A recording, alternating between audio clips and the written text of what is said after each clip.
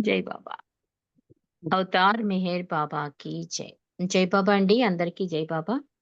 ప్రభు ఇచ్చిన ఈ అవకాశంలో ప్రార్థనా గీతాన్ని జ్యోతి గారు పాడతారు. హారతి మణి గారు ఇస్తారు. బుక్ రీడింగ్ అనంతరం హారతి. వీలుంటే చలనినా స్వామి, దినేష్ కానీ, వైదేహి గారు గాని ఎవరికి వస్తే వాళ్ళు పాడండి. జై బాబా మణి. జై బాబా జ్యోతి గారు. జై బాబా అమ్మ. జ్యోతి. నాది మళ్ళా మీదకి అక్కడికి వెళ్ళిపోతుంది. వీడియో ఆన్ అవుతుంది. పర్వాలేదు. ఉమ్. పాడండి. బాబావేం పెట్టండి. అదే బాబా ఫోటో ఏం పెట్టేస్తే ప్రాబ్లం. ఆ, జై బాబా అమ్మ. నమో మెహరు బాబా అవతార్ నమో దేవ దేవా ప్రభు నమో మెహరు బాబా అవతార్ నమో దేవ దేవా అపార దివ్య కృపా సాగర సకల చరాచర జగదోద్ధార సకల చరాచర జగదోద్ధార నమో మెహరు బాబా అవతార్ నమో దేవ దేవా జోహారులివే శ్రీ మేరు బాబా మహిని జనించిన మానవ రూప మహిని జనించిన మానవ రూప ఇహ పరానంద జీవనమీవ భవ భయ భంజన పరమ పావన నమో మేరు బాబా అవతార్ నమో దేవ దేవా అజ్ఞానం దతనంతము చేసి దివ్య విజ్ఞాన దృష్టిను సంగి హరిషడ్వర్గము అంతరింపగా అవ్యయ మోక్షంబను గ్రహింపుము నమో మేరు బాబా అవతార్ నమో దేవ దేవా ప్రభు నమో మేరు బాబా అవతార్ నమో దేవ దేవా జై మెహర్ బాబా జై జై మెహర్ బాబా జై జై మెహర్ బాబా జై జై మెహర్ బాబా జై జై మెహర్ బాబా జై జై మెహర్ బాబా జై జై మెహర్ బాబా జై జై మెహర్ బాబా జై జై మెహర్ బాబా జై జై మెహర్ బాబా జై అవతార్ మెహర్ బాబా की జై జై బాబా మహారాజుని అందరికీ జై బాబా అండి. జై బాబా అండి. జ్యోతి గారు చక్కటి ప్రార్థనా గీతంతో ఈ రోజు ఈ సహవాస్ ప్రారంభించినందుకు జై మెహర్ బాబా. మనం గత కొన్ని రోజులుగా సత్య సంపద అనే రెండో భాగంలో విశేషాలు తెలుసుకుంటున్నాం. నిన్నటి రోజు అప్రయత్నంగానైనా నిరంతర స్మరణ చేసుకోండి అని బాల్నాటి చెప్పిన విషయాన్ని రుస్తుంబి ఫల్హాటి మనకు తెలియజేశారు. అంటే అప్రయత్నంగా అంటే అంటే ప్రతిదానికి బాబా మీద ఆధారపడిపోవడం అన్నమాట. మనం గబుక్కున అమ్మా అని ఎలా అంటామో, అలా తండ్రి అయిన భగవంతుడైన మెహర్ బాబాని తలుచుకోండి. అంటే ఒక చోట కూర్చుని నిరంతర నామస్మరణే అక్కర్లేదు. నువ్వు ఏ పని చేస్తున్నా, ఏ ఏ ఆలోచన వచ్చినా స్టార్టింగ్ బాబాని పెట్టెయ్యి అంటాడు బాలనాటు. దానికోసం ఆయన ఏం చేస్తాడు, ఏ వస్తువైనా దొరక్కపోయినా, తనకి ఇబ్బంది కలిగినా, ఆకలేసినా, దాహమేసినా ప్రతి విషయం బాబా మీద ఆధారపడిపోతున్నాడు. ఇది చూసి రుస్తుంబి ఫల్హాటి కూడా చాలా ఆశ్చర్యంగా అనిపిస్తుంది. అంటే బాబా ఈయన కోసమే ఉన్నాడా? ఈయనకి సర్వీస్ చేయడం కోసమే ఉన్నాడా? అని చెప్పి నేను చేద్దామని అతను ప్రయత్నిస్తాడట. ప్రయత్నిస్తే నా వల్ల కాలేదు. దాన్ని బట్టి నాకేం అవగతమైందంటే, బాలనాటు బాబాని వాడేసుకుంటున్నాడు అనుకున్నాను తప్ప, ఈ అనువైన పరిస్థితులన్నిటినీ కూడా బాబాతో ఉండడానికి, నిరంతర బాబా స్మరణ చేయడానికి అనువుగా మార్చుకున్నాడు బాలనాటు అని నాకప్పుడు అవగతమైందని చెప్పి నిన్నటి రోజు రుస్తుంబి వలహాటి చెప్తున్నాడు. కాబట్టి అప్రయత్నంగా నిరంతరం బాబాను స్మరించుకోగలిగే స్థితికి మనం కూడా చేరాలి అని నిన్నటి రోజు మనం తెలుసుకున్నాం. ఈరోజు అంటే నిన్న కూడా స్మరణే శ్రేష్టమైన ఎంపిక అని చెప్పి కొంచెం ఇంట్రడక్షన్ ఇచ్చేసి, మనం టైం అయిపోవడం వల్ల క్లోజ్ చేసుకున్నాం కనుక, ఆ ఇంట్రడక్షన్ అంటే స్మరణే శ్రేష్టమైన ఎంపిక అన్న ఇరిచ్చి మాట గురించి ముందు ఏం జరిగిందో కూడా ఒకసారి తెలుసుకుందాం. అంటే మెహరాబాదు, మెహరాజాదు వస్తూ ఉంటారు కదా యాత్రికులు. మౌనానికనో, బాబా పుట్టినరోజునో, అమరతిథనో ఇలా వచ్చిన యాత్రికులు చాలా చనువుగా అంటే మండలి బాబా దర్శనం చేసుకొని, మండలి సాన్నిధ్యాన్ని ఎక్కువ ఎంజాయ్ చేసేవారట. ఆనందం పొందేవారట. ఎందుకంటే, మనకి కూడా అనుభవమే. వాళ్ళతో ఉంటే బాబాతో ఉన్నంత ప్రెజెన్స్ ఫీల్ అయ్యేవాళ్ళం మనం. దానివల్ల ఏమైంది మన ఇంట్లో వ్యక్తిగత విషయాలు, చెప్పకూడని విషయాలు, పర్సనల్ అన్నీ కూడా మండలితో చెప్పేసుకునేవారు. అంటే వాళ్ళు కూడా మండలి కూడా వాళ్ళ ఫ్యామిలీలో ఒక మెంబర్‌లా మాట. అంత చొరవ మండలి వాళ్ళు ఇచ్చేవారు. వాళ్ళు అలాగే ఉండేవారు. అలాంటి సందర్భంలో ఒక భారతీయ జంట ఇరిచి దగ్గరకొస్తుంది. మా పిల్లలిలా కాలేజీకొచ్చారు. ఏ వృత్తిని ఎంచుకోవాలో తెలియటం లేదు. ఇప్పుడంతా కూడా పోటీ ప్రపంచం అయిపోయింది కనుక, ఎలాంటి మంచి మార్గం ఎంచుకోవాలో మీరు చెప్పండి అని అడుగుతారు నిన్నటి రోజు. అప్పుడు దానికి ఇరిచి ఏం చెప్పాడన్నది ఈరోజు మనం తెలుసుకుందాం. ఇరిచ్ అంటాడు, "మీరు ఇప్పటికే చాలా మంచి ఆరంభాన్ని వారికి కల్పించారు" అన్నాడు ఇరిచి. తల్లిదండ్రులు ఇరిచి దేని గురించి చెబుతున్నాడో అర్థం కాక ఆశ్చర్యపోయారు. మళ్ళీ ఇరిచి ఇలా కొనసాగించారు. "అసలైన జ్ఞానమైన మెహర్ బాబా మాటల్లోని సత్యాన్ని మీ పిల్లలకు మీరిచ్చారు. వారు తమ మేధస్సు స్థాయిని బట్టి దాన్ని అవగాహన చేసుకున్నారు. జీవిత పరమార్థం ఆయనలో ఐక్యం కావడం. అంటే భగవంతునిలో చేరిపోవడం. మీరు చెప్పిన మాటలను వారు వారి జీవితాలలో అభ్యసించినట్లయితే ఆ గమ్యాన్ని చేరుకోవడం తథ్యం. బాబాను వారి జీవితాలలోకి తీసుకుని వచ్చి మీరు మంచి శుభారంభాన్ని చేకూర్చారు" అన్నారు ఇరిచి. అంటే దానిపై నిరంతర స్మరణ అనే సాధనతో ముందుకు సాగితే గమ్యం చేరడం చాలా సులభం. అలా వారు తమ భవిష్యత్తులో స్మరణ చేసే వృత్తిని చేపడితే బహుకొద్ది మంది పొందే విజయాన్ని, అదే భగవదైక్యాన్ని పొందగలుగుతారు అన్నారు ఇరిచి. ఎంత అద్భుతమైన మహా మంత్రాన్ని చెప్పాడంటే ఇరిచి, మన పిల్లలందరికీ మన మనవలకి కూడా చెప్పవలసిన మంత్రమండిది. అంటే ఆల్రెడీ ఎలాంటి మంచి మార్గము అంటే ఇరిచి చెప్తున్నాడు. ఆల్రెడీ మంచి మార్గంలోనే ఉన్నారు. అంటే బాబా ఫ్యామిలీలో పుట్టడం అంత అదృష్టం ఇంకోటి లేదండి. మనం గబుక్కున కూడా ఎవరైనా ఒక పెళ్లి కూతుర్ని కానీ, పెళ్లి కొడుకుని గాని మన ఫ్యామిలీలోకి వాళ్ళు ఎంత అదృష్ట భాగ్యశాలులని ఎందుకంటాం? ఆ భాగ్యం మనకి తెలుసు. ఆ అవకాశం ప్రభువు వాళ్ళకిచ్చాడు. రాకపోతే వాళ్ళు మన ఫ్యామిలీలో పడలేరు. అలాగే బాబా పిల్లలుగా చిన్నప్పటి నుంచి అంటే పుట్టినప్పటి నుంచి బై బర్త్ బాబా తప్ప వేరే దేవుడు కొలవకుండా, బాబా తప్ప ఏమీ తెలియకుండా ఉన్నవాళ్ళు చాలా ప్యూర్ సోల్స్ అండి వాళ్ళు. ఎందుకంటే వాళ్ళందరూ కూడా బనానా వాలాస్ అనేవారు. ఎందుకంటే కొన్ని వేల బనానాలు బాబా చేతులతో పంచిపెట్టారు. ఆ ప్రసాదాలే ఇప్పుడు పిల్లలై చిన్నతనంలోనే పాటలు పాడేస్తున్నారు. గాడ్ స్పీక్స్ చెప్పేస్తున్నారు. మనకన్నా కూడా బాబా మీద అవగాహన వాళ్ళకి అచంచలంగా విశ్వాసం పెరిగిపోతోంది. కాబట్టి ఇరిచ్ ఏం చెప్తున్నాడంటే, ఆల్రెడీ మీరు మంచి మార్గంలో ప్రవేశపెట్టేశారు. అసలైన జ్ఞానాన్ని అందించేశారు. అంటే బాబాని అందివ్వడం అండి. ఈ అందివ్వడం వల్ల ఏమవుతుంది? వాళ్ళ జీవితాల్లో అవి కనుక ఆచరిస్తే అసలైన గమ్యం ఏంటి? ప్రతి ఆత్మ గమ్యం ఏంటి? జీవిత గమ్యం భగవంతుల్లో చేరడమే కదా! ఆ శుభారంభం ఎప్పుడో అది ఆరంభమైపోయింది. కానీ, ఈ నిరంతర నామస్మరణ అనే వృత్తిని చేపట్టాలి అంటున్నారు. ఎలాంటి వృత్తి అన్నారు కదా! అందుకని చెప్తున్నాడు ఇరిచి. భవిష్యత్తులో స్మరణ చేసే వృత్తిని చేపడితే బహుకొద్ది మంది పొందే విజయాన్ని, అదే భగవదైక్యాన్ని పొందుతారు వారు.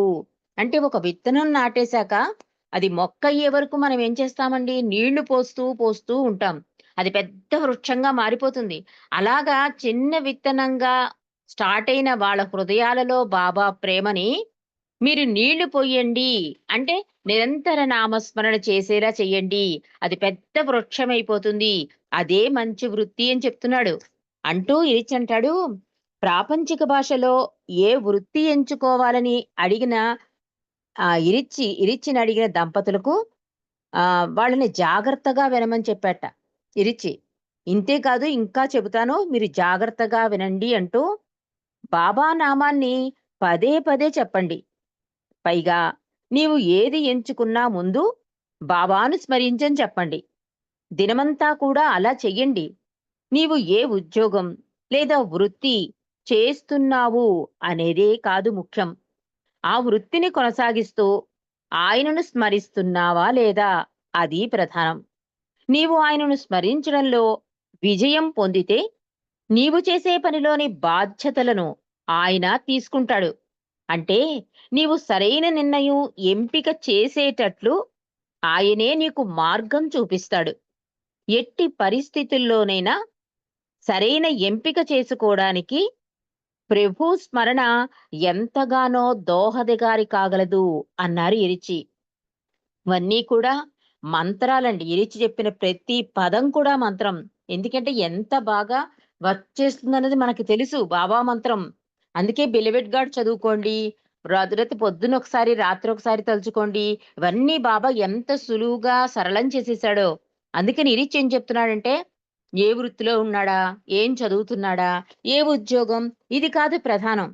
చేసే వృత్తైనా, చదివే చదువైనా ముందు బాబాని స్మరిస్తున్నాడా లేదా? ఇది ఒక్కటే ముఖ్యం అని చెప్తున్నాడు. అలా నువ్వు ప్రభువుని స్మరిస్తూ ఉండడం వల్ల ఏమవుతుందంటే, నీ బాధ్యత ఆయన భుజస్కంధాల మీద పడిపోతుంది. మనకి తెలుసు కదా! కృష్ణమస్తు సంగతి చూడండి. ఆయన ప్రభు నామంలో పడిపోయి డ్యూటీ మర్చిపోతాడు. అప్పుడు రైల్వే గార్డ్ డ్యూటీ అతను. చాలా స్ట్రిక్ట్‌గా ఉండేవి రూల్స్. ఉద్యోగాలు రావడమే కష్టం. వచ్చిన ఉద్యోగాల జీతాలతో గడపడం కూడా కష్టమే. అయినా కూడా అతను చాలా అద్భుతంగా ప్రభు ప్రేమలో, నామస్మరణలో త తన్మయమైపోతాడు.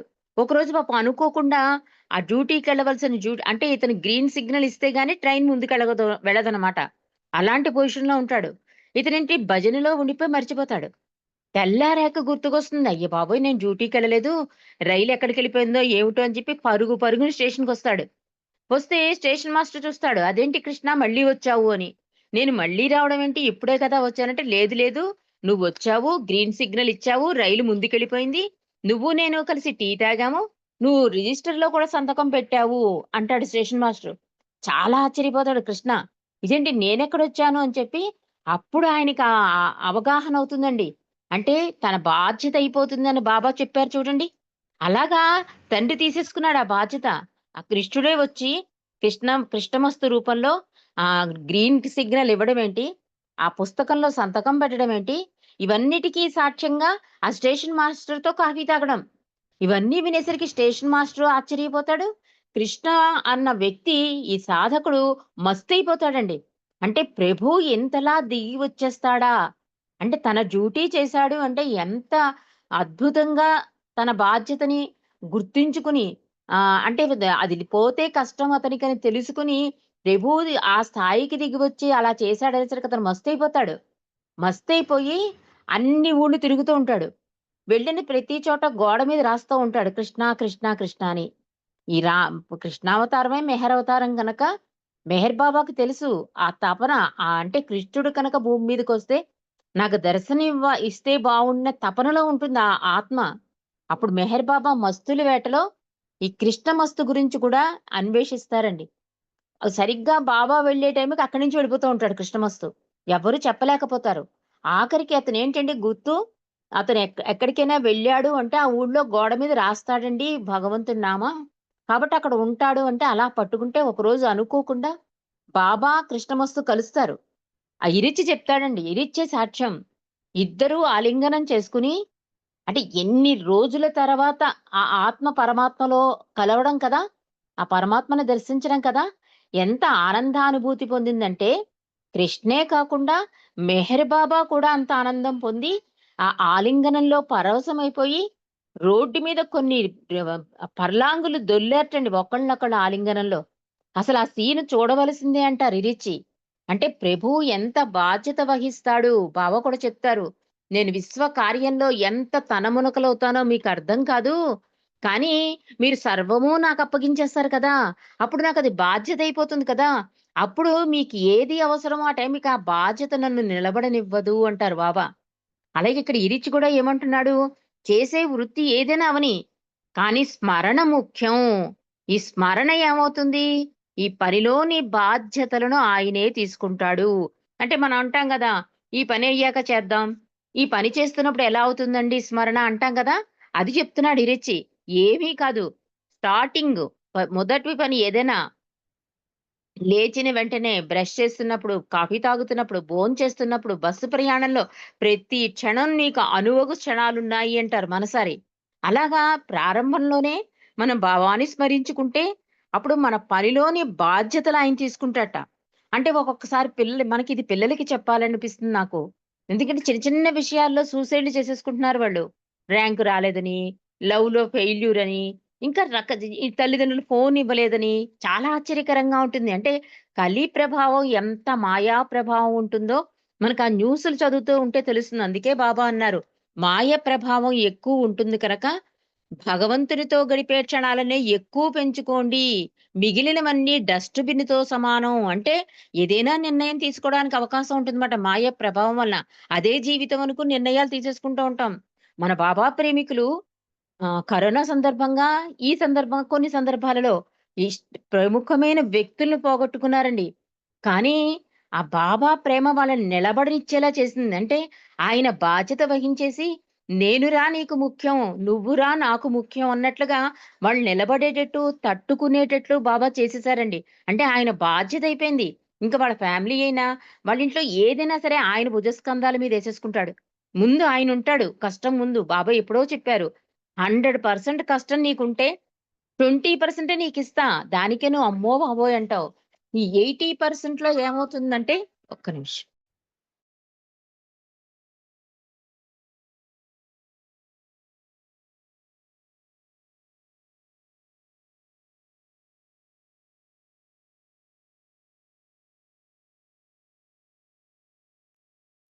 దానికే నువ్వు అమ్మో బాబోయ్ అంటావు.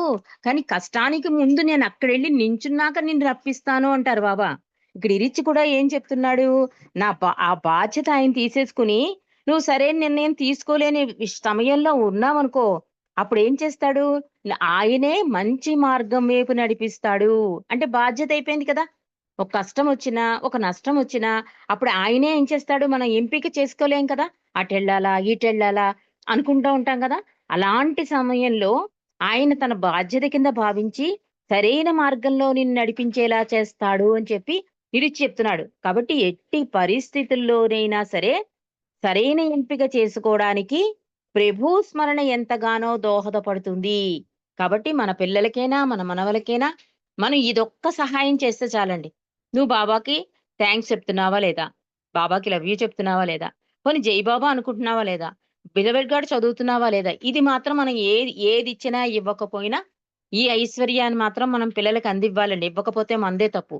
అంటే మాయ ప్రభావం వల్ల వాళ్ళు కొంచెం అటువైపు వెళ్ళినా కూడా, మన అనుభవం అయ్యింది కనుక, ఈ ఆన్‌లైన్ స్కైపుల ద్వారా చాలా తెలుసుకున్నాం కనుక, ఇప్పుడు ఇరిచి ద్వారా కూడా తెలుసుకున్నాం కనుక, మనం కోప్పడినా, దెబ్బలాడైనా సరే మనం బాబాకి స్మరణ చేసుకునే ఇది మాత్రం మనం వాళ్ళకి అందివ్వాలి. ఇది మాత్రం మనలో లోటుండకూడదు. ఎందుకంటే భగవంతుడు సర్వాంతర్యామి అంతా తెలుసు ఆయనకి.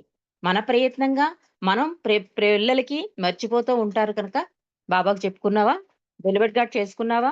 థాంక్స్ చెప్పావా? ఇది మాత్రం మనం విత్తనం వేస్తే నీళ్ళెలా పోస్తామో, అలా చిన్న హృదయాలైన వాళ్ళకి ఒక నీరులా నామస్మరణ అందివ్వాలి. ఇది ఇరిచ్చి చెప్తున్నాడు. కాబట్టి అదే సరైన ఎంపిక. అలాంటి ప్రయత్నం మీరు చేయండి. ఇంక ఏ వృత్తిలో ఉన్నా అది మంచి మార్గమే అయిపోతుంది. బాబాయే నడిపిస్తాడు వాళ్ళని అని చాలా అద్భుతంగా ఈరోజు ఇరిచి ద్వారా మనం తెలుసుకున్నాం. అంటే స్మరణే శ్రేష్టమైన ఎంపిక. బాబా నామస్మరణే మనకి శ్రేష్టమైన ఎంపిక. మిగిలిన ఏవి కూడా మనం ఎంపిక చేసుకోక్కర్లేదు. మన ఆత్మ ప్రయాణానికి ఏది కావాలో అది ఆయన ఇస్తాడు అనే భావనతో, స్మరణతో మన జీవితాన్ని ముందుకు తీసుకెళ్ళాలి. ఇక ప్రభువే నా నిరంతర సహచరి అంటున్నారు. దీని గురించి కూడా మనం తెలుసుకుందామండి. భగవన్ నామస్మరణలో లేదా భగవంతుని ధ్యాసలో గడిపే వాని అనుభవం మహా ఆనందంగా ఉంటుందని మండలి వారి కథలలో నేను చాలా సార్లు విన్నాను. వాటిలో నాకు నచ్చిన కథ ఒకటి వినండి చెప్తున్నాడు రుస్తుంబి బల్హాటి. ప్రభువే నా నిరంతర సహచరి అనే విషయంలో భగవన్ నామస్మరణలో లేదా భగవంతుని ధ్యాసలో గడిపేవాని అనుభవం ఎంత ఆనందంగా ఉంటుందో మీకు తెలియజేస్తాను అంటున్నాడు రుస్తుం. ఒక కొండపై గుహలో ఒక సాధువు ఏకాంతంలో ఉండేవాడు. గుహ బయట ఆయన శిష్యుడొకడు ఎవరూ గృహలోనికి ప్రవేశించకుండా కాపలా ఉంచేవాడు. నెల రోజులు నెలకొక రోజు మాత్రం ఆ గురువు తన శిష్యుడితో గడపడానికి పిలిచేవాడు. మిగిలిన రోజులన్నీ గుహ బయట కాపలా కాయడమే ఆ శిష్యుడి యొక్క పని. ఆ గురువు గురించి విన్న అనేక మంది ఆతృతగా ఆ గుహ వద్దకు వచ్చినప్పటికీ ఆ శిష్యుడు వీరందరినీ లోనికి వెళ్ళనిచ్చేవాడు కాదు. తన గురువు ఏకాగ్రతకు ఆటంకం కలుగుతుందని అతని ఉద్దేశం. వచ్చిన వాళ్ళు ఇది విని తిరిగి వెళ్ళిపోతూ ఉండేవారు.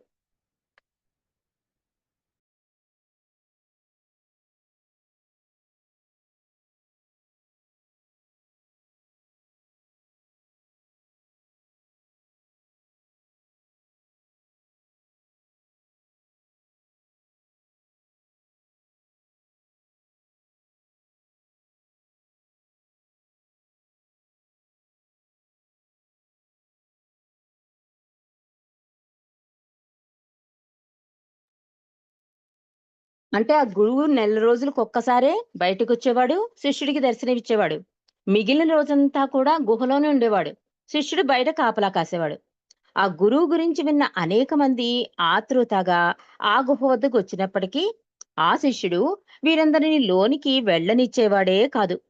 తన గురువు ఏకాగ్రతకు ఆటంకం కలుగుతుందని అతని ఉద్దేశం. వచ్చిన వాళ్ళు ఇది విని తిరిగి వెళ్ళిపోతూ ఉండేవారు. ఒక వ్యక్తి మాత్రం ఆ గురువు దర్శనం కావాలని మొండిగా అక్కడే ఉండిపోయేవాడు. ఆ గుహ బయటే చాలా రోజులు ఆ శిష్యుణ్ణి బతిమాలతో గడిపాడు ఆ వ్యక్తి. చివరికి ఆ శిష్యుడు అతనితో, మా గురువు నన్ను నెలకొకసారి తనతో గడపడానికి పిలుస్తారు. అప్పుడు ఆయనతో నీ గురించి చెప్తాను. ఆ రోజు నీవు ఇక్కడికి రా. గురువుగారు ఒప్పుకుంటే నీవు ఆయన దర్శనం చేసుకోవచ్చు అంటాడు శిష్యుడు. అలా గురువు శిష్యుని లోనికి పిలిచిన రోజున ఆ వ్యక్తి గుహ వద్దకు వచ్చాడు. శిష్యుడు లోనికి వెళ్లి గురువు సమక్షంలో సమయాన్ని సద్వినియోగం చేసుకుంటూ తనను తాను మరిచిపోయాడు. బయట ఎదురు చూస్తున్న వ్యక్తి విషయం అసలు గుర్తే లేదు శిష్యుడికి.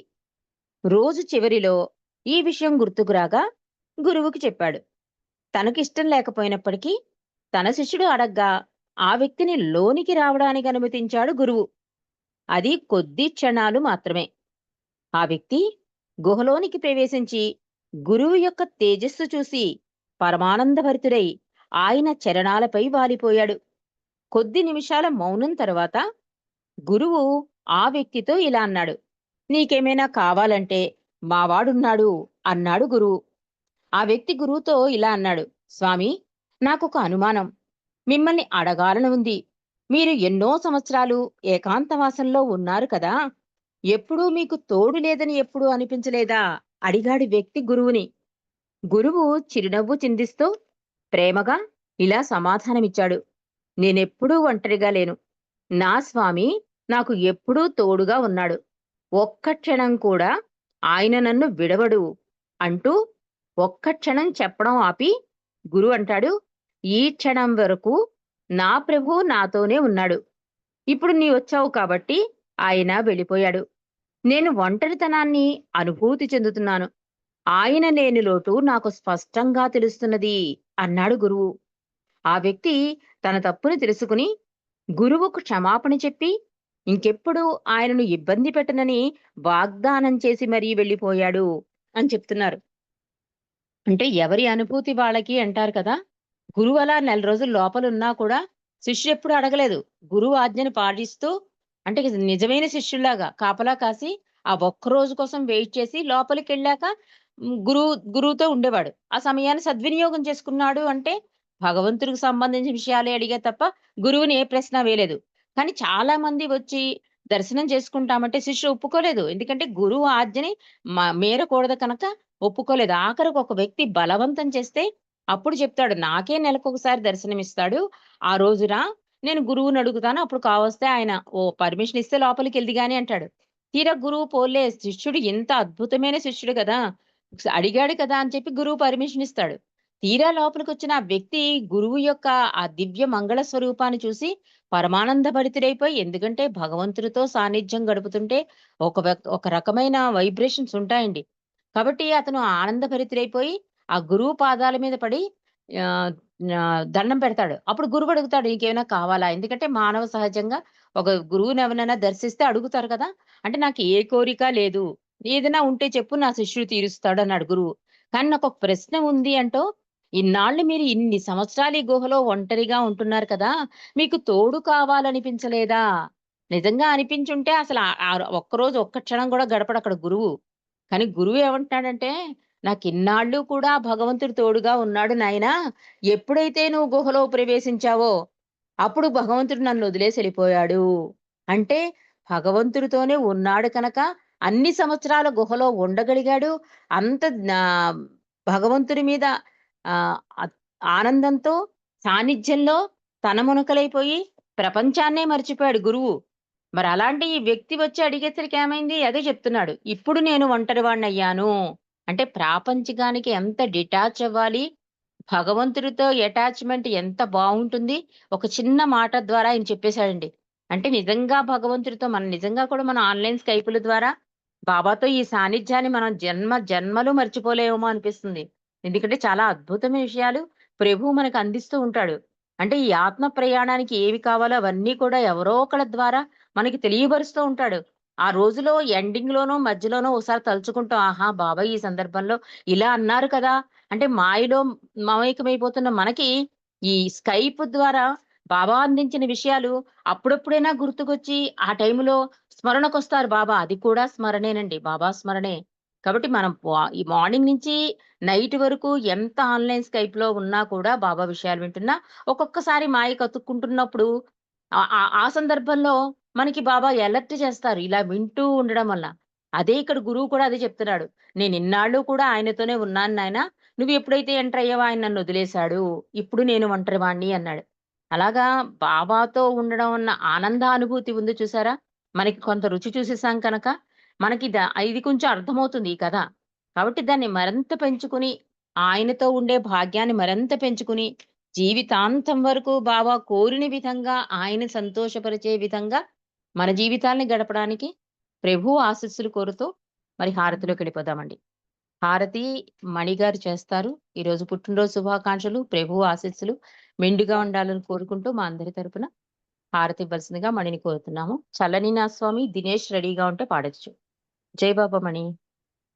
జై బాబా రజని అందరికీ జై బాబా అవతార్ మెహర్ బాబా की మనసు హారతిదే మనసు హారతిదే మనసు హారతిదే మహిమాన్విత మంగళ చరణ మెహరు బాబా ప్రేమమయ నీవే మాకు సర్వమయ మనసు హారతిదే మనసు హారతిదే మనసు హారతిదే మహిమాన్విత మంగళ చరణ మేహరు బాబా ప్రేమమయ నీవే మాకు సర్వమయ శ్రీకరమౌని సుందర రూపం శుభకరమౌ ఆనంద స్వరూపం శ్రీకరమౌని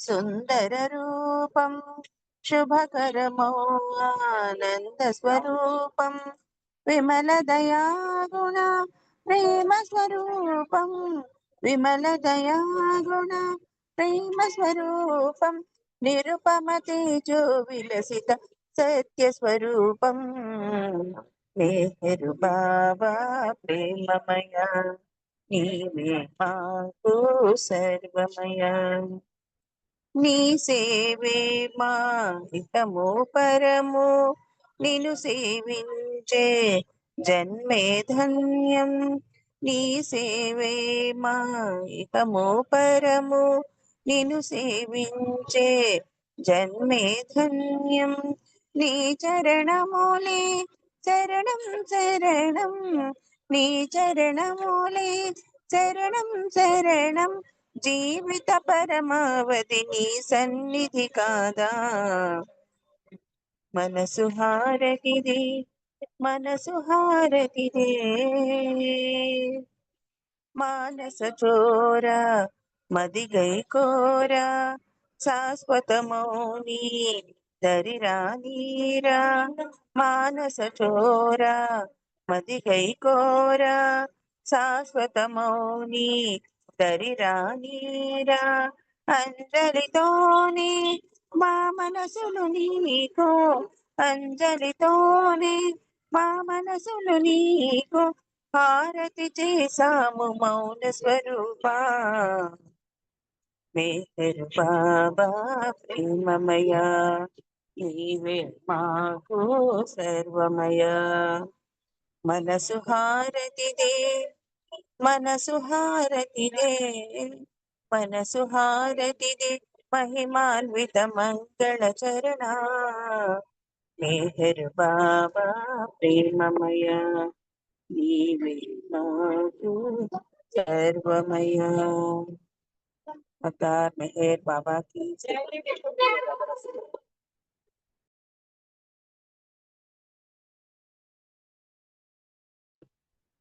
దినేష్ నువ్వు పాడతావా? లేకపోతే వైదేహి గారు మీరు పాడండి. మా వైదేహి గారికి ఇవ్వండి.